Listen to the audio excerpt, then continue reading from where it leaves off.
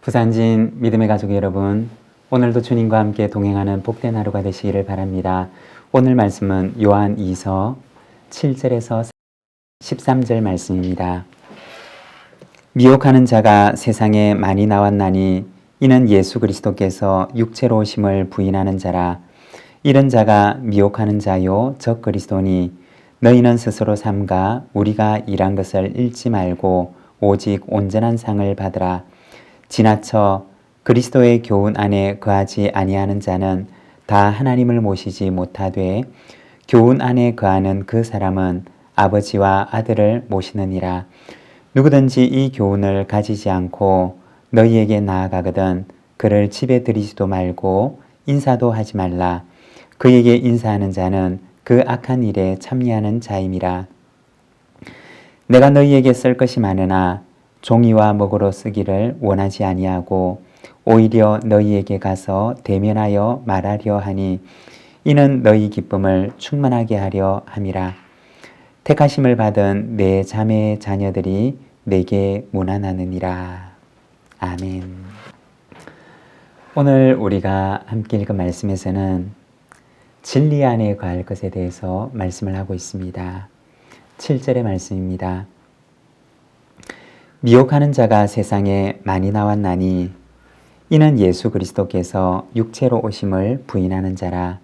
이런 자가 미혹하는 자요 적 그리스도니. 여기에 보면 미혹하게 하는 자에 대해서 말씀을 합니다. 이 사람들은 어떤 사람들이냐? 예수 그리스도께서 육체로 오심을 부인하는 자들이었습니다. 예수의 그리스도 되심을 부인하는 자들이었고 예수님께서 메시아로 오신 것을 믿지 않는 자들이었습니다. 다른 말로 표현을 하면 성육신하여 오신 예수 그리스도를 부인하는 자들이었습니다. 이들을 가리켜서 미혹하는 자들 그리고 적 그리스도라고 이야기를 합니다.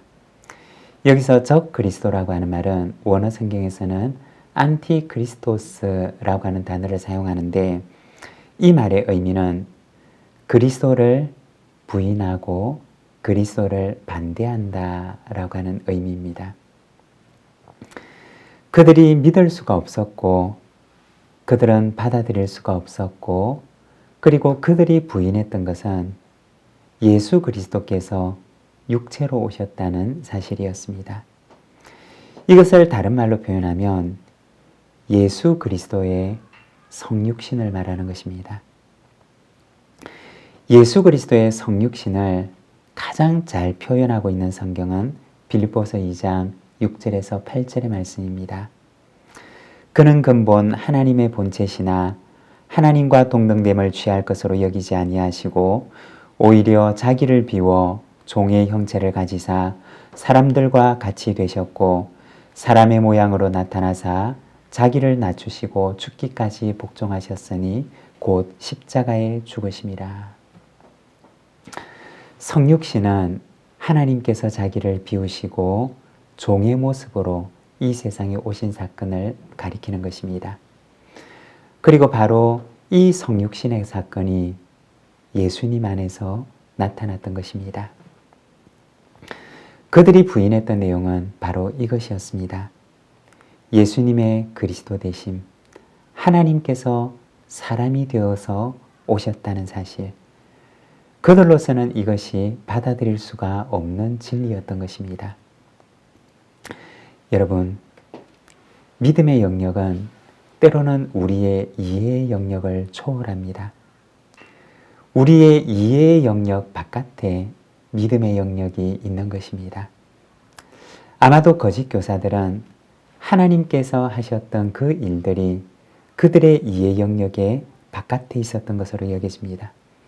그리고 그들은 그것을 자기의 종교적인 테두리 안에서 그것을 이해하고자 했고, 그리고 이해될 수 없는 것들은 그들이 받아들일 수가 없었던 것입니다. 여러분, 하지만 하나님의 역사는 그들의 작은 종교적인 테두리 안에 갇히지 않는다는 것입니다. 하나님의 성육신은 그들의 종교적인 이해, 범주 바깥에서 일어나는 일이었고, 그리고 그들의 테두리 안에 갇히는 일들이 아니었던 것입니다. 하나님께서는 바로 그들이 이해할 수도 없었던 놀라운 일들을 행하셨던 것입니다. 여러분, 하나님은 우리의 작은 이해나 사람의 작은 종교적인 테두리에 갇히는 분이 아니십니다. 하나님은 우리의 이해의 대상이 아니며 신앙의 대상이십니다. 우리는 믿음으로서만이 하나님을 알 수가 있는 것입니다. 사랑하는 여러분, 이해를 넘어 신앙의 눈으로 하나님을 바라보며 믿음으로 그분의 역사를 찬송하는 저와 여러분이 되시기를 바랍니다. 10절과 11절입니다. 누구든지 이 교훈을 가지지 않고 너희에게 나아가거든 그를 집에 들이지도 말고 인사하지도 말라.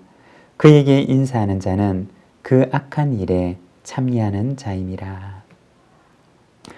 당시에는 순회 전도자들을 집으로 받아들여서 말씀을 듣는 일들이 종종 있었습니다. 거짓 교사들은 초대교회의 이러한 관습을 이용해서 초대교회 안에 들어왔던 것입니다. 그리고 이를 통해서 요한이 가르치고 세웠던 그 교회들의 분열과 갈등이 일어나게 됩니다. 당시의 교회들은 작은 가정교회 형태를 띠고 있었습니다. 이처럼 가정에서 모이는 작은 형태의 모임 속에 거짓된 가르침을 가르치는 이들이 들어오게 되고, 이로 인해서 작은 가정교회는 큰 갈등과 혼란을 경험하게 되었던 것입니다. 요한은 이와 같이 가정에서 모이는 그 교회들에게 서신을 보내서 이러한 이들이 들어와서 잘못된 가르침을 가르치지 못하도록 그것을 막고자 했던 것입니다. 그래서 권면하기를 그들을 집에 들이지도 말고 인사하지도 말라고 권면합니다. 여러분, 교회는 바른 진리 위에, 바른 진리의 가르침 위에 세워져야 합니다. 잘못된 가르침이 교회를 휘저어 놓을 때 그 해악이 얼마나 큰지를 보여주고 있습니다. 교회가 바른 신앙의 가르침 위에 세워지도록 함께 기도하며 우리가 교회를 세워가야 할 것입니다. 12절의 말씀입니다. 내가 너희에게 쓸 것이 많으나 종이와 목으로 쓰기를 원하지 아니하고 오히려 너희에게 가서 대면하여 말하려 하니 이는 너희 기쁨을 충만하게 하려 함이라. 요한의 방문과 그리고 기쁨에 대해서 이야기를 합니다. 여기서 기쁨이라고 하는 그 말 앞에 보면 작은 번호가 붙어 있는데, 그 번호를 따라 찾아서 보면 어떤 사본에 우리라고 되어 있습니다. 어떤 사본에는 오늘 본문에 나와 있는 너희의 기쁨이라는 말 대신에, 이 너희라고 하는 말 대신에 우리라고 하는 말로 되어 있는 사본이 있다고 말하는 것입니다.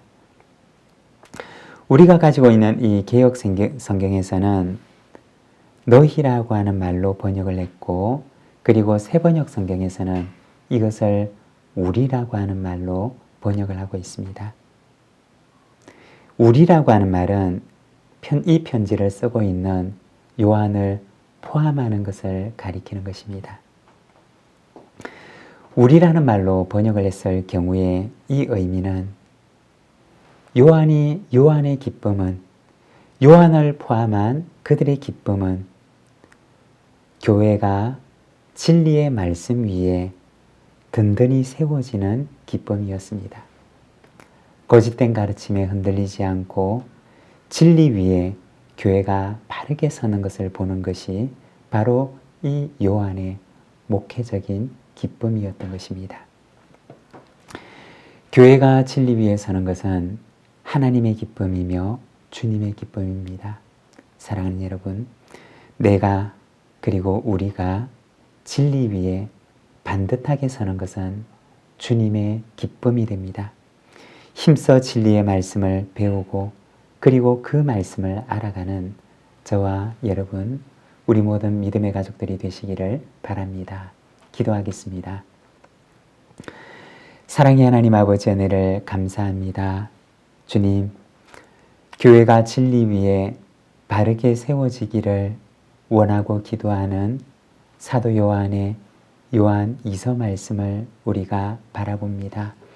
사랑하는 하나님 아버지, 기도하옵기는 오늘도 우리의 교회가 참으로 주님의 진리의 말씀 위에 바르게 세워지도록 인도하여 주시기를 원합니다. 주님, 그리하여서 그 진리의 말씀이 우리를 주장하고 또한 우리가 그 진리의 말씀을 따라 살아감으로 하나님의 교회가 건강하고 건전하게 세워지도록 인도하여 주시기를 원합니다. 주님, 오늘도 우리에게 주님의 말씀을 깨닫는 마음을 허락하여 주옵시고 그 진리의 말씀을 따라 살아갈 수 있는 힘과 능력을 허락하여 주옵소서. 오늘도 주님의 은혜를 구하는 우리 믿음의 가족들 주님의 은혜로 품어주시고 이 하루도 믿음으로 승리할 수 있는 넉넉한 영적인 힘을 허락하여 주옵소서. 예수님의 이름으로 기도드립니다. 아멘.